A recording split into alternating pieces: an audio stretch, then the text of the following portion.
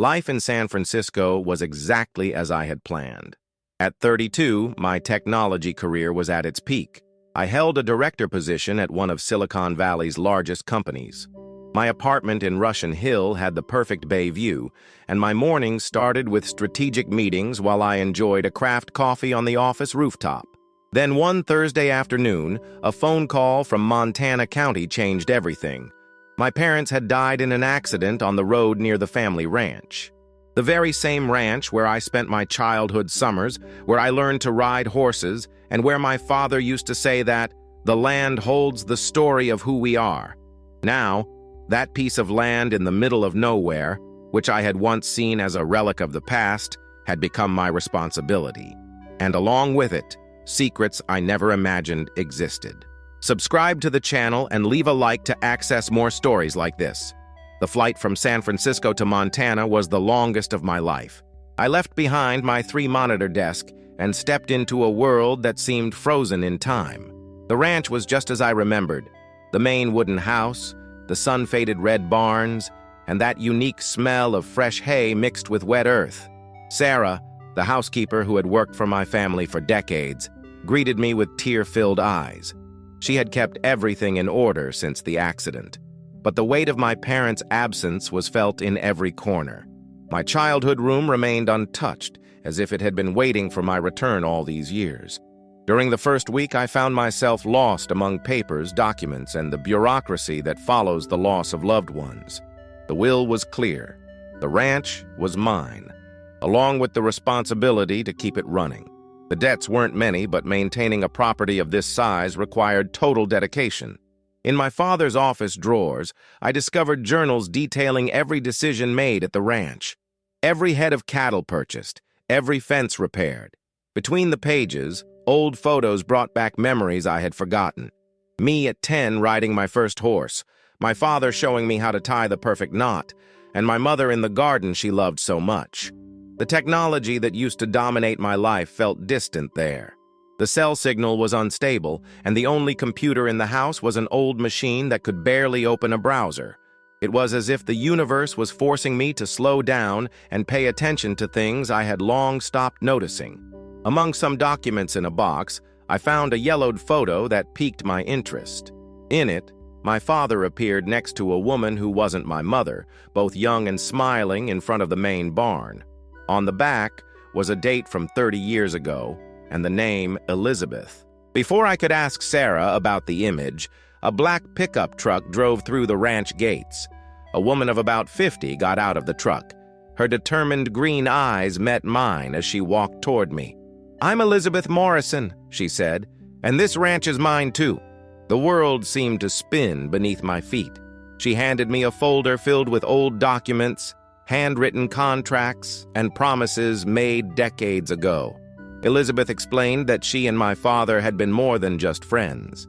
They had planned to buy the ranch together, and she had invested all her savings in the venture. But then something happened. My father met my mother, and the plans changed.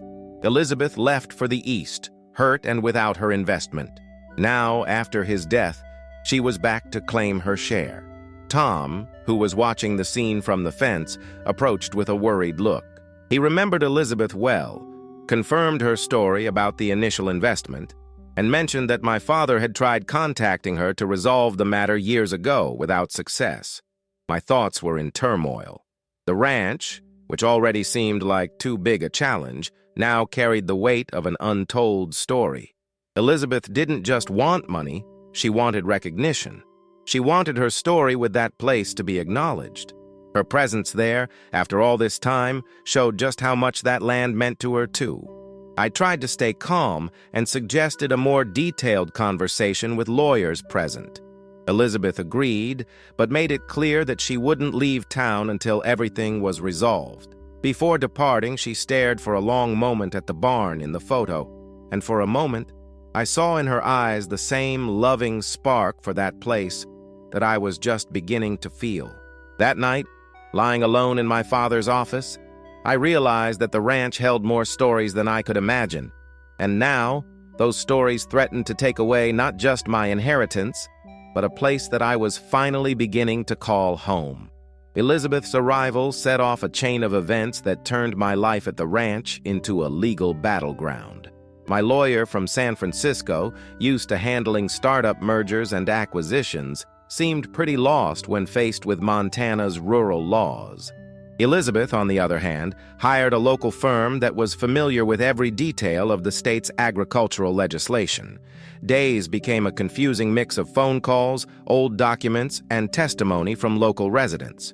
Sarah revealed that my mother had known about Elizabeth, but had chosen never to mention it. Tom, the ranch foreman, confirmed that her money was vital to saving the ranch during a devastating drought in the 90s. While the lawyers argued, I did my best to keep the ranch running.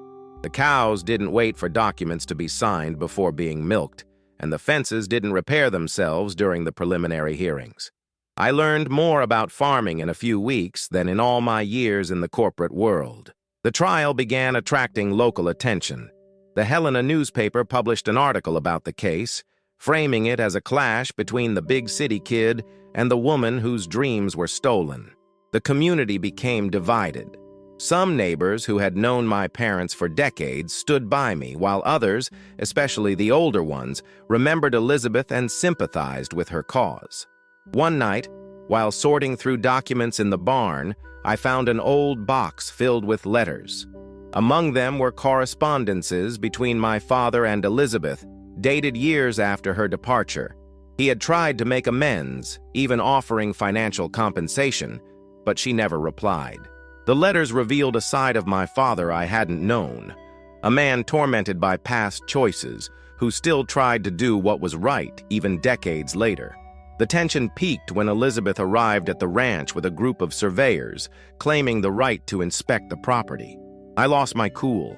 For the first time since her arrival, I let my anger and frustration get the best of me.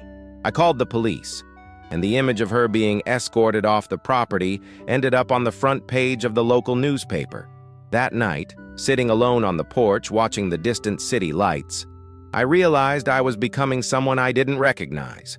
The ranch was changing not only my life, but also my character. The issue was no longer just about property. It was about honor, truth, and redemption. Montana County's courthouse had never seen so much activity. Locals filled the galleries, divided between those who supported my claim to the family inheritance and those who sided with Elizabeth. The case had become a symbol of the clash between the new and the old generations in the state. My lawyer presented documents proving the legal ownership of the ranch, bank transfers showing how my parents had paid off all their debts over the years and meticulously kept tax records. His defense was strong, based on concrete facts and the existing law. However, Elizabeth had something more powerful, a story. Her lawyer painted a picture of a young woman who had devoted not just her money but also her heart to the ranch. He presented witnesses who confirmed her constant presence on the property during that critical period, yellowed receipts for construction materials and cattle bought with her savings, and even an old handwritten business plan created by her and my father. The most difficult moment came when Tom, our foreman, took the stand. Under oath, he described how essential Elizabeth had been during the early years of the ranch, working side by side with my father to turn a rundown property into a functioning operation. His words carried the weight of true experience, and I could feel the jury's sympathy shifting toward her. During the lunch break, a small photo fell from Elizabeth's folder. It showed her, young and beaming, riding a black horse that I immediately recognized. Thunderbolt, the same horse my father later taught me to ride. The image stirred something unexpected in me. For the first time, I saw Elizabeth not as a threat, but as someone who shared precious memories of that place that I too loved. The judge, an elderly man who had known the area for decades, listened carefully. When Elizabeth mentioned a verbal promise my father had made, assuring her a share in the ranch, the judge nodded slightly, as if he recognized a common practice from a time when agreements were sealed with a handshake. The tension peaked again when my father's final letters to Elizabeth were presented. Written a few months before the accident, they revealed his intent to make amends and publicly acknowledge her contribution to the ranch. The letters, never sent and kept in his office, stood as a silent testament to his regret. The courtroom fell silent as the judge stepped out to deliberate. During those long hours of waiting, I noticed Elizabeth sitting by herself on a bench in the hallway. Her shoulders bore the weight of decades spent waiting for justice, and for the first time, I realized that this battle wasn't about winning or losing. It was about being recognized. When the judge returned, his decision surprised everyone.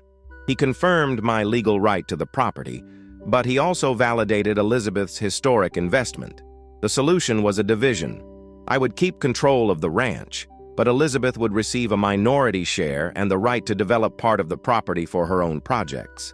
As the courtroom emptied, I understood that the decision wasn't just about ownership, it was about honoring the past while building a future. The ranch had room enough for all its stories. The Sunday after the trial, I found myself sitting in the last pew of the small local church. I hadn't attended a religious service since I was a teenager, but something drew me there. Maybe the need to find meaning in everything that had happened, or simply the desire to connect with the community that was now part of my life. To my surprise, Elizabeth was there a few rows ahead. She didn't notice me. She was deep in her prayer. I watched how the other church members greeted her with familiarity. It was clear she had been a part of that community long before I ever could have imagined. The pastor spoke about forgiveness and renewal, words that seemed directed especially at our situation. After the service, during the community coffee, Elizabeth and I ended up near the snack table. The awkward silence was broken when she offered me a slice of apple pie, the very recipe my mother used to make. "Your mother taught me how to make this pie," she said softly. "In the first months after meeting your father, before everything changed." That was our first real moment of connection, with no lawyers or documents between us, just two people sharing memories of those they loved. We walked together to the church parking lot, and for the first time, we really talked. Elizabeth shared stories about the early days of the ranch, details that filled gaps in my own family history. She recounted how my father taught her to identify different types of grass for the cattle, and how they spent nights planning improvements for the property. "I never hated your parents," she confessed.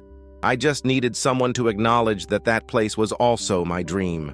Her words carried decades of pain, but also a deep love for the ranch. I realized that she wasn't an intruder in my inheritance, she was a part of it. That afternoon, I invited Elizabeth to visit the ranch. Together, we walked through the fields she had helped cultivate so long ago. She pointed out improvements she had planned, many of which my father later implemented. Her knowledge and passion for the land were undeniable. Inside the old barn, we found height markings that she and my father had made on one of the beams.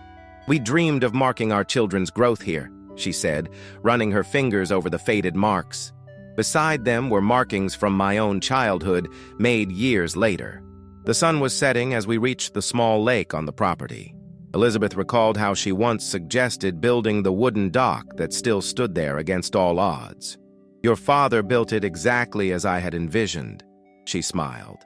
There, watching the sun's golden reflection on the calm water, I realized that the ranch was big enough to hold every story, the old and the new, the happy and the painful. Elizabeth wasn't an adversary to be overcome. She was a guardian of a part of my family's history. "We can make this work," I said. "The ranch has always been about more than just land. It's about people, stories, and second chances." Elizabeth nodded, and in that quiet moment, a new chapter began in the story of Montana Ranch. Over the next few months, Elizabeth and I developed an unexpected routine. Every Thursday, we met in the ranch office to discuss projects and share ideas. Her knowledge about livestock and sustainable farming was impressive, and her suggestions began to transform our operation. We implemented a pasture rotation system she had studied during her years away from the ranch. The first few weeks were challenging. Getting longtime staff to change methods that had been in place for decades required a lot of patience. But when the results started showing, even Tom, the one most resistant to change, admitted that the new system worked better. Elizabeth then suggested turning a neglected part of the property into an equestrian training center. It was a project she had dreamed of decades ago, And now, with her experience managing farms in the East, she knew exactly how to make it happen. We invested in the project together, and within 6 months, young riders from across the state began coming for lessons.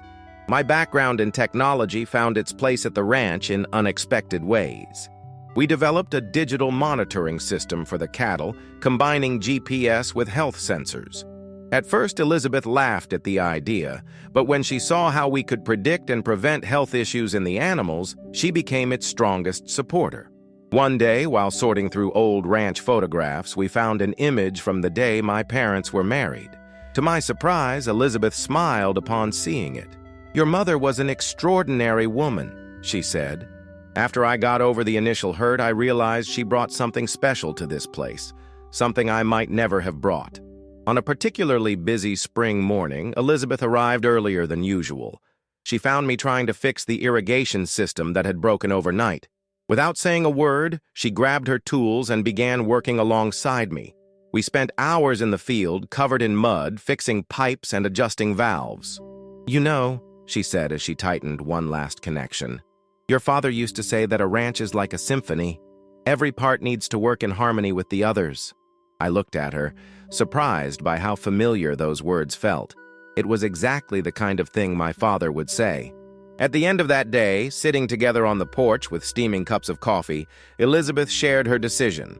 She wanted to turn her share of the ranch into something more meaningful than just numbers on a contract. She proposed creating a mentorship program for young farmers, using our property as a training ground.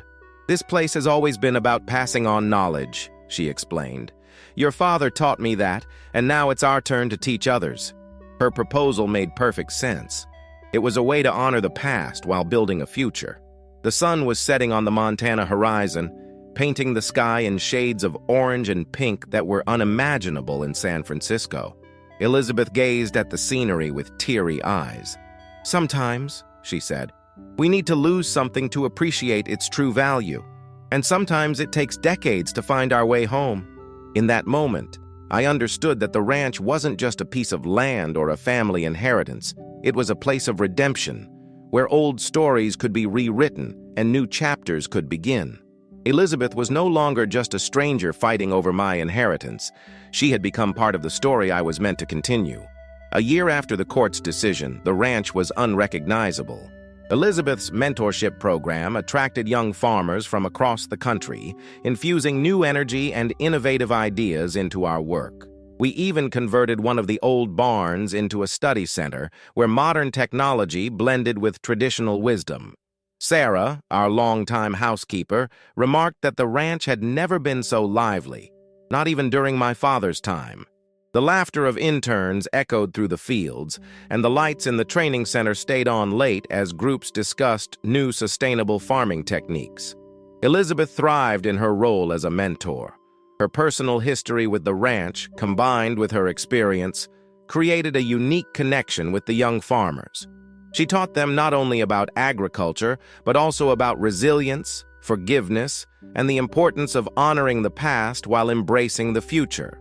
On one particularly meaningful afternoon, we held a special ceremony. We decided to rename the training center in honor of my parents and Elizabeth, the Morrison Thompson Rural Innovation Center.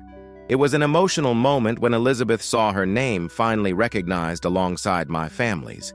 During the celebration, Tom, now more an advisor than just our dedicated foreman, guided visitors through the museum with clear pride.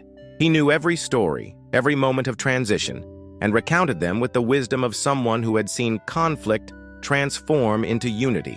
The success of the ranch soon inspired other properties in the region to adopt our approach of shared management and sustainable innovation.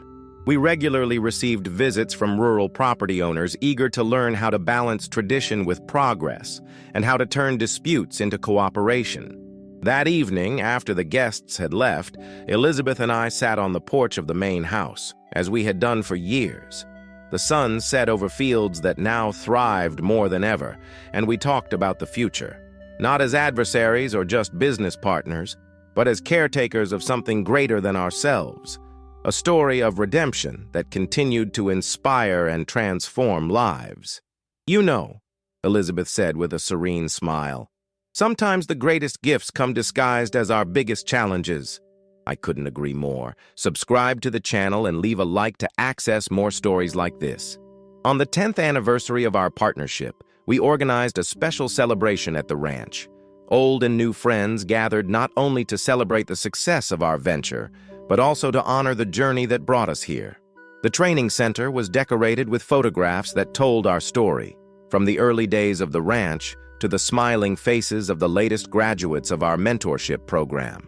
Elizabeth, now with completely white hair but still carrying that determined spark in her eyes, was the keynote speaker at the event. Her speech wasn't about the impressive numbers we achieved. It was about the lessons we learned regarding forgiveness, growth, and the importance of keeping the dreams of previous generations alive. "This ranch," she said, "is like a book with many authors. Each of us wrote a chapter, but the story goes on. What matters most isn't who owns the land, but how we honor its legacy and pave the way for those who come after us."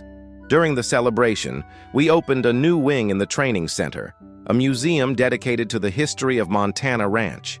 There, the very photo that started our journey, of a young Elizabeth and my father, occupied a place of honor, alongside documents, old tools, and records that recounted the complete history of the ranch, including the difficult moments and subsequent transformations. Tom, still our dedicated foreman, though now more of an advisor, guided visitors through the museum with evident pride. He knew every story, every moment of change, and told them with the wisdom of someone who had seen conflict turn into unity. The success of the ranch inspired other properties in the region to adopt our shared management style and sustainable innovations. We frequently received visits from rural owners interested in learning how to balance tradition with progress and turn disputes into collaboration. That night, after the guests had left, Elizabeth and I sat on the porch of the main house as we had done for years. The sun set over fields that were thriving like never before, and we talked about the future, not as adversaries or mere partners, but as guardians of something larger than ourselves. A story of redemption that continues to inspire and transform lives. "Sometimes the best gifts come wrapped in our toughest challenges," Elizabeth said with a calm smile. I couldn't agree more.